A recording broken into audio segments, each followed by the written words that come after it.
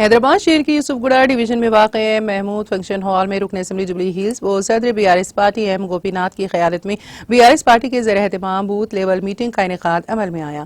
इस मौके पर कारगुजार सदर बीआरएस के तारक रामाराव ने मेहमान खुसूसी की हैसियत से शिरकत की। इजलास में सिकंदराबाद लोकसभा हल्के के बीआरएस उम्मीदवार टी पद्माराव गौड़, कानून साज कौंसिल प्रभाकर, साबिक़ रुकन असम्बली पी विष्णुवर्धन रेड्डी, अक़लियती लीडर सोहेल, मुकामी कॉरपोरेटर राजकुमार पटेल, वेंगलराव नगर कॉरपोरेटर दीदीपिया राव और संतोष मुदिराज, नरसिंह दास, संजीव, जावेद, नजीर, अरुण कुमार, लियाकत अली, फयाज के अलावा दीगर मुकामी बीआरएस कायदीन और कारकुनों की कसीर तादाद ने शिरकत की। इस मौके पर मुनक़िदा इजलास से खिताब करते हुए कारगुजार सदर बीआरएस के तारक रामाराव ने पार्टी कायदीन पर जोर दिया है कि वो लोकसभा इंतखाबात में हल्का लोकसभा सिकंदराबाद से बीआरएस उम्मीदवार टी पद्माराव गौड़ को भारी अक्सरियत से कामयाब बनाने के लिए कमर बस्ता हो जाएं और दिन रात मेहनत करें।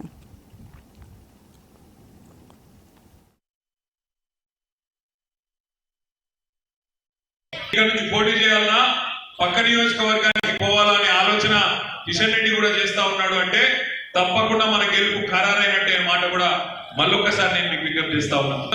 29 బూత్ కమిటీల నాయకులు అందరికీ కూడా నేను చేసే విజ్ఞప్తి ఒకటే, జనరల్ గా ఎన్నిక అనగానే ముఖ్యంగా మన గోపి గారి ఎన్నిక అనగానే చాలా కసితో కమిట్మెంట్ తో మీరందరూ కూడా మా బూత్ లో మెజారిటీ సాధించాలి, మా బూత్ లో అందరినీ కలవాలనే ఉద్దేశంతో బ్రహ్మాండంగా పనిచేస్తున్నారు। ఈ నుంచి నేను కోరుకునేది ఒకటే, ఆశించేది మేమందరం కూడా కోరుకునేది ఒకటే, వాళ్ళ దేశంలో ఉన్న పరిస్థితులు మీరు చూస్తా ఉన్నారు, రాష్ట్రంలో ఉన్న పరిస్థితులు మీరు చూస్తున్నారు।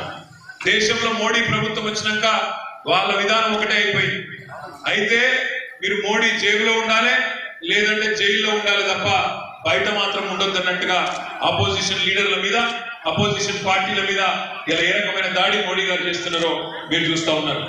ఇంకా చాలా చాలా మాటలు చెప్తున్నారు వాళ్ళు, కానీ मैं आप सभी भाइयों से बहनों से एक ही गुजारिश करना चाहता हूँ, क्योंकि आप सभी लोग उर्दू भी समझते, हिंदी भी समझते, तेलुगु भी समझते हैं, इस वास्ते एक ही बात कहना चाह रहा हूँ।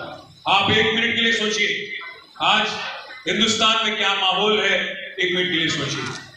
आज पूरे मुल्क में एक खौफ की माहौल है, जहां एक वक्त ऐसा था जब एक भाई दूसरे भाई के साथ आराम के साथ, चैन के साथ, चाहे कोई भी मजहब का हो, मजहब का नाम नहीं लेते हुए एक दूसरे के साथ आराम से एक दूसरे का त्योहार मनाने वाला एक माहौल था।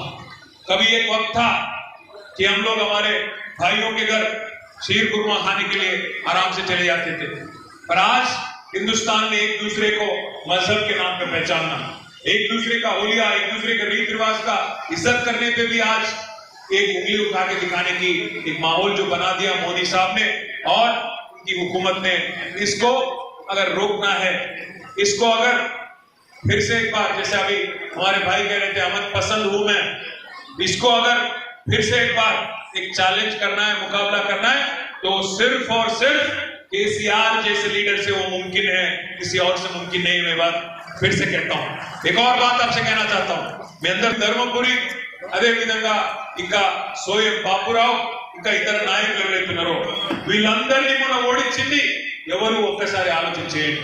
बोलते हैं कि आप बीजेपी के बी टीम हो करके बदनाम करने की कोशिश करते रहते हैं। भाइयों मैं आपसे एक चीज पूछना चाहता हूँ, हाल ही में जो इलेक्शन हुआ असेंबली में, किसने हराया बंडी संजय को? किसने हराया? बीआरएस पार्टी ने ना, यही गुलाबी झंडा ने हराया। किसने हराया धर्मपुरी अरविंद को? किसने? सुनाई नहीं पड़ रहा। किसने? राजेंद्र को किसने हराया? रघुनंदन राव को किसने हराया? सोयम बापूराव को किसने हराया? वो बदमाश जो है राजा सिंह, उसको भी ऑलमोस्ट हरा दिए, वो बच गया बस 15-20 हजार वोट से वो जीत गया, वरना पूरे शहर हैदराबाद में पूरा क्लीन स्वीप करती थी बीआरएस, एक बदमाश बच गया। इसलिए भाइयों बहनों मैं एक ही चीज कह रहा हूं आपसे, आज पूरे के पूरे जितने भी बड़े बड़े लीडर आए बीजेपी के, सबको हराने वाली बीआरएस, आज कोई आके कहता है कि आप बीजेपी के बी टीम हो, क्या मान लेंगे ऐसे ही? हम इतने नादान हैं? इतनी बीजेपी के बड़े बड़े लीडर हैं तेलंगाना में, उनको हराने वाली बीआरएस।